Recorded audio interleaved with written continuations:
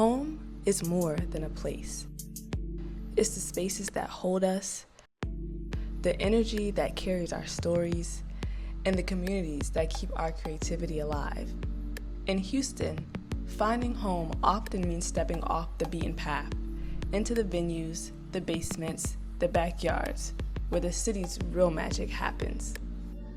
Finding Your Way Home is a journey into Houston's underground entertainment scene, a celebration of the spaces, the people, and the spirit that keeps our culture thriving. Over the next month, we'll be spotlighting the venues that open their doors to dreams. But today, we start with the people who walk through those open doors night after night.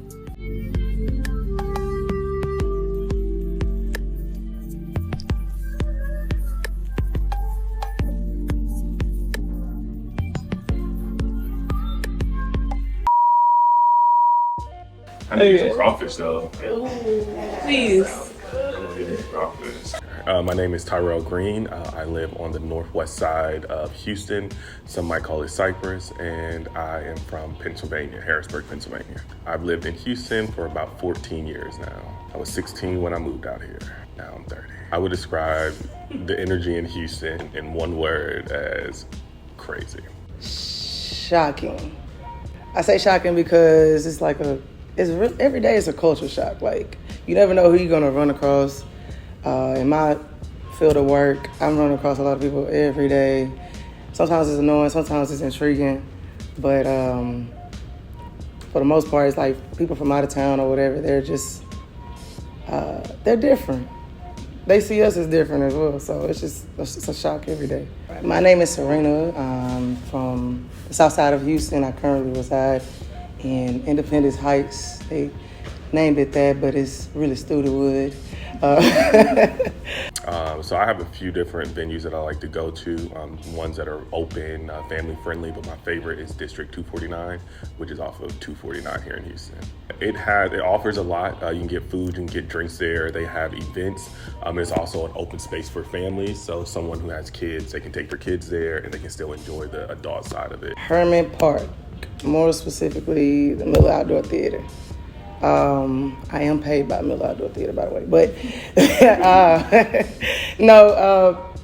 seriously, it's an amazing place. I love nature, and just to experience the park in general is just amazing. I like walking along there, you meet different people. Everybody's doing different things. There's different events all the time. Miller Outdoor Theater is different shows. You never know what show you're gonna run into. It could be from jazz to Bollywood to sounds from Philly, kids shows. It's all kind of things for everybody. Yes, they have concessions, food and drinks. Sometimes they have vendors out there. Just a plethora amount of people that'll be out there doing different things. Depends on the show as well. Like the Motown Review, every year they have radio stations out there, 97.9. I want to say maybe TSU and everything like that. They'll supply different things that'll help the community or just fun things in general. Avant-garde, for sure, is number one. For me, I like the poetry part that happens like on Wednesdays and stuff like that. I like the fact too, different days of the week, they have different things, like they have like the striptease thing. They just do different events that really, to me, cultivate the arts department as a whole, of all like shade and color, and so I like avant-garde for sure, number one. Say Cafe Moal. Cafe Moal is my home. It's been my home. The first one, so the one off what's that Prospect Park is on? What's that street? Fountain View. I think it's Fountain View. So that Cafe Moal, I like it's very intimate vibe. You can bring your laptop, do work, hit hookah. They serve Mediterranean food, so that's my go-to spot. Well, they really don't have any food there. They got like a little food truck that posts up outside of the parking lot. But they do have, so the thing is about avant-garde is it used to be a house like a long time ago, and they didn't really change too much of the construction. So it literally feels like you're going into your grandma's house that just kind of like she lets you keep it and you turn it into a house party. And so the outside is one venue, is one vibe. That's where they start the poetry. They usually do older, anything from like 2010 and back is what you're gonna hear outside. When you go inside, you're gonna hear like your reggae, you're gonna hear sometimes like your reggaeton, and then you kind of hear your pop, your pop that's like right now. Upstairs, that's where usually like Candlestick is at nighttime, and he's playing, of course, all your traditional Houston classics, and then he's playing a lot of like your just traditional Southern like hits pretty much of all time is what he's doing. So sometimes he may do a mix of like Soulja Boy, where you're doing nothing but like different type of dances, to anything from like Swisher House screw tapes. My name is Janae Adams. I'm from North Side of Houston. Same as well, from North Side of Houston, both from Acres Home, and I'm Lord Adams. Born and raised. Yeah, born and raised. Yeah. I would say the energy of Houston is it's a melting pot. It's it's a melting pot, so it has some rhythm, and it definitely just has some juice to it too. It's definitely hectic. And we still kind of got like that South kind of like soulful kind of vibe to it still. So we're still trying to modernize a little bit more. The energy in Houston is very chaotic. That would be the word that I would use. I am Trinette Lewis. I am from Houston. I've been here my whole life, born and raised, and I live in the north side, kind of close to Spring. I have to say chaotic. Very chaotic, fast-paced, 100%.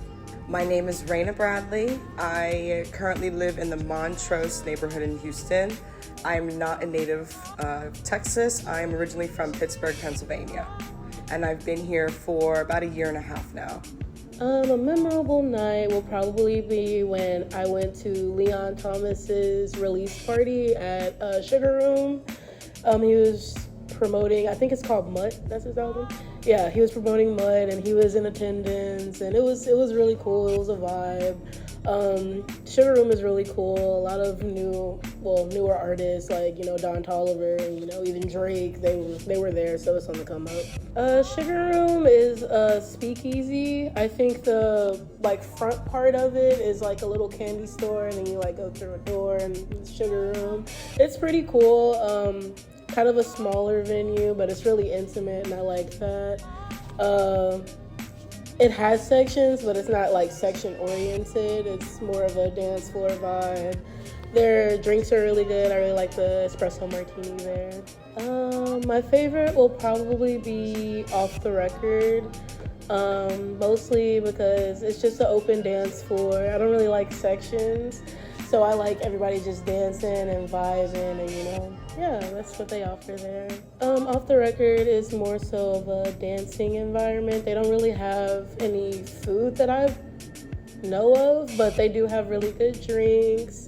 On the outside, they do have the trucks and at every club. So I just recently went to the Flat in Montrose. Great space, LGBTQ friendly. And I was introduced to DJ Sun, excellent DJ. I saw one of my favorite artists there. He did a set randomly. The drinks were really good. And I liked that there were a bunch of different types of people, not just one certain group or demographic. There were a bunch of different types of ages and people there. It was very entertaining. It's live music, so to my understanding, I've only been there once and it was great, but to my understanding, there's a DJ that plays every weekend, and then they do events throughout the week. I did not see a food menu, but there was a food truck outside, and the Jamaican beef patties are top tier. Highly recommend those for an inexpensive price. And the drinks were really good. So just recently, I went to one of the skip days here in Houston. It was around the corner. It was a day party with a lot of drinking, dancing. They did have food there, but it really wasn't geared towards the food. It was downtown, so a lot of people came out. A lot of professionals came out as we were all skipping our work for that day. Where are you at? I was like, I'm at skip day. Don't know what to tell you. Well, more recently, I was out with a woman I just met, and we went bowling, and then a spur of the moment, it was like, oh, let's go to Third Ward. And we went to 5015, and I was a little bit intoxicated, and I turned around and Ray J's behind me. Didn't even know who was gonna be there. Turns out it was Ray J, what's his name, Bobby Valentino, Bow Wow, and we were front and center. I don't know how it happened. I don't know how I got there, to be quite frank with you, but all I know is it was the best because I then had a front row seat to a very intimate Bobby Valentino and Ray J concert. They were pouring shots down my friends' throats and everything. But that's just Houston. You just never know what you go, run into. So it was fun. So I'm not really outside much, but maybe about 15 years ago, I'm at Marshall's Home Goods. And this is like when V-Lone wasn't really what V-Lone is now. So this was years ago. So I see this guy with a V-Lone shirt on. I seen the shirt first. I wasn't really sure who he was. So the shirt caught my eye, and I looked at him, and it was Bun B shopping at the local Marshall's Home Goods. So that's one of my favorite memories, because it was just such an intimate moment, and he kind of was just in there, kind of being low key, but he had a V-Lone shirt on when V-Lone wasn't really what it is now. So, but it was a good moment, great memory for me. So yeah. One of my favorite memories was, I'm not gonna say the age I was when I was there, but there used to be a time where like the black gay community kind of had a spot in Houston, like on the other side of 59. That's where this club called 2020s was at, and this warehouse club called Big Yo's. And Big Yo's was a time if you went, because there's people of different ages in there. And it was pretty much even people from Dallas, San Antonio, like they was all coming on Fridays and Saturdays to come to Big Yo's. And so for me, we would see people like Trina. We saw just these people that like in Houston, they weren't really coming like that. And they not only were coming to perform, they came to kick it. And nowadays, like that kind of part is kind of lost in the whole booking artists and coming, because it's not actually here for like the vibes and really actually spending time and getting, to chill with people. It's just kind of pop out, get your section and move. But at that time, especially with KK, she cultivated an environment where celebrities felt comfortable enough to stay and kick it and drink and things like that. One of my favorite collectives here in Houston is the PaperTag Collective. It is ran by Dominique Green. She brings a lot of different artists, different social individuals, people who are just interested in the Houston scene. She's able to bring them all together and raise some awareness about the programs and the different events that are going on out here. Sometimes I don't know them by name, I know them by face, but I know for sure, like St. Chris, I know somebody mentioned C-Watts. Was it Maya Papaya? Yeah, Maya Papaya. Yeah, I like hearing all of them. They're great artists. My favorite DJ to come out of Houston is probably DJ Candlestick. Love him down. Another two that I really like is Lonnie Sounds, and another DJ is Hyperfem. Lonnie and Hyperfem are like more house, and DJ Candlestick is more like hip hop, R&B. But those are like the type of like vibes that I look for when I go out. Events that I feel most connected to is anything black, anything queer, loud. I love it. I love being around my people, and I just feel like most safe when I'm with my community. C-Watts, for sure. DJ C-Watts. Yeah, for sure. Yeah. She does like the whole like hip hop and R&B, but she's really making noise in Houston. So shout out DJ C Watts. Janae Inez, that's an artist that I listen to constantly. Not being biased, but Janae Inez. And Tobacco Ryan. I like Tobacco Ryan. I jam Tobacco Ryan. So he's from the hood. So hey, shout out Tobacco Ryan. Yeah. The OG, Mr. Rogers, he's been really holding it down for a really long time in the DJ space. Of course, you got Candlestick. Shout out to Candlestick, I love you, man. And for artists, Trey 100. Shout out to Trey 100, man. He was somebody like growing up. He was super huge. He had Stunner Gang, and he was like pretty much one of the first person that I saw close that was taking these little small venues and packing them out at like 16 and 17. So shout out to Trayvon. Ooh, I would have to say DJ Sun that I just recently got introduced to. I want to find out more about him myself. So I think that my job, I guess you'd say, now that I know about him, I want to continue to promote him on my social media. So my friends here in Houston, if they don't know him, they will know about him. So I want to also go to other events that he might be playing at as well. Here in Houston, my favorite events to go to are all food related. So big festivals where they're pulling in, different types of food, Asian food, Cajun food, just different Southern, style food, all in one area where you and your family can go and enjoy a wide range of things. Anything outdoors. I don't like being around a lot of people, but then it's like when it's a lot of people with the same interests, it just makes it better. I don't even care who's out there, how many people's out there. It's just nice. A festival or just any event outdoors. I like the picnics. I like the picnics. Agus Holmes is starting to do that a little bit more. Rest in peace to Sylvester Turner, because that was really something he made. Was really important made it important to, hey, get out on a Saturday or Sunday, bring the kids, we're gonna have food, we're gonna have events and activities to do. I just can't find nothing that has quite beat that in communities as far as, I just haven't seen it. It's not festivals or parades. For some reason, having a picnic and just saying, hey, bring the kids out, it just feels like family. It feels like a family reunion. For me, really any intimate vibe, I'm down.